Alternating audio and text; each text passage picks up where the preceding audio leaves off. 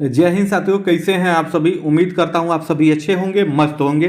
BEd 2024 से 26 वाले सत्र में जिन भी भाई बहनों का एडमिशन JNCU बलिया यानी जन नायक चंद्रशेखर विश्वविद्यालय बलिया इस यूनिवर्सिटी में हुआ है, तो आप देखेंगे कि आपके बीएड के पहले सेमेस्टर के एग्जाम चल रहे हैं। पहला पेपर आपको 6 जनवरी का था, दूसरा आपको 8 जनवरी का था, तीसरा पेपर आप देखेंगे कि कल यानी 10 जनवरी का है। तो जिन भी भाई बहनों को पहले सेमेस्टर का तीसरा पेपर देना है तो उनके लिए हमारी वीडियो महत्वपूर्ण होगी, क्योंकि आप देखेंगे कि कल आपके समझना काफी महत्वपूर्ण हो जाता है। कल का पेपर केवल आपका 50 नंबर का ही है, इस बात को भी आप समझ लीजिए। और कैसे कितना करना है ये सारा के लिए मैं वीडियो पहले ही आपको बना दिया हूं। इसमें केवल मैं महत्वपूर्ण आपको 10 प्रश्न बताऊंगा जो निबंधात्मक यानी वृत्ति जो प्रश्न आते हैं। तो कल वाले पेपर में आपको 2 वृत्ति प्रश्न करने होंगे। एक प्रश्न आपका 10 नंबर का रहेगा।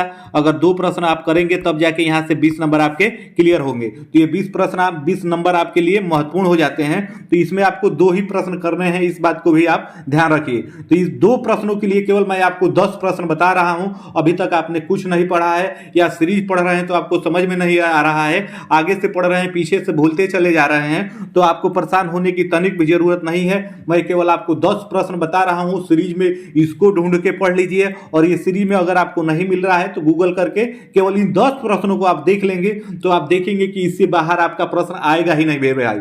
आप देखेंगे कि पेपर में आपके 4 प्रश्न पूछेगा वृत्ति में, जिसमें से आपको 2 करना होगा।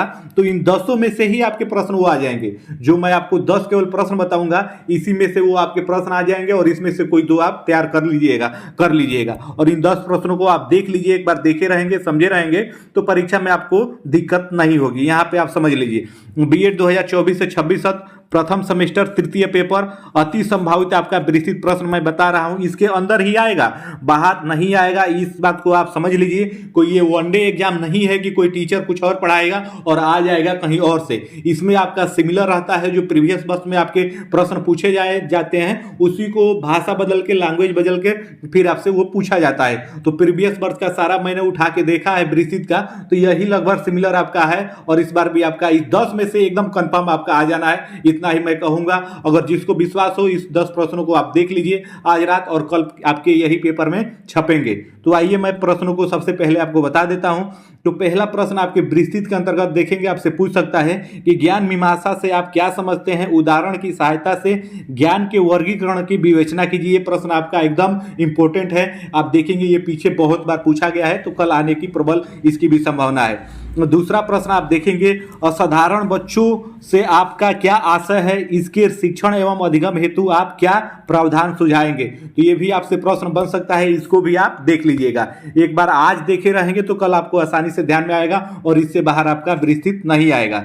उसके बाद आप देखेंगे तीसरे प्रश्न को, शिक्षण अधिगम की वर्तमान चुनौती एवं उसके समाधान का आलोचनात्मक मूल्यांकन कीजिए। तो अगर शिक्षण अधिगम की चुनौतियों के बारे में आप अच्छे से पढ़े रहेंगे तो आप आसानी से कर ले जाएंगे।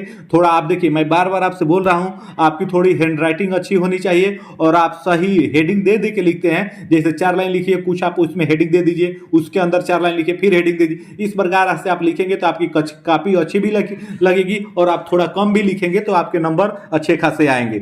उसके बाद चौथे प्रश्न को देखेंगे, तो माध्यमिक स्तर पर पाठ्यक्रम निर्माण की प्रक्रिया एवं आधारों का मूल्यांकन कीजिए। ये भी प्रश्न आपके वृत्ति के अंतर्गत पूछा जा सकता है। उसके बाद 5वें प्रश्न में देखेंगे, ज्ञान की अवधारणा एवं इसके संग्रह की भारतीय दृष्टिकोण का वर्णन कीजिए।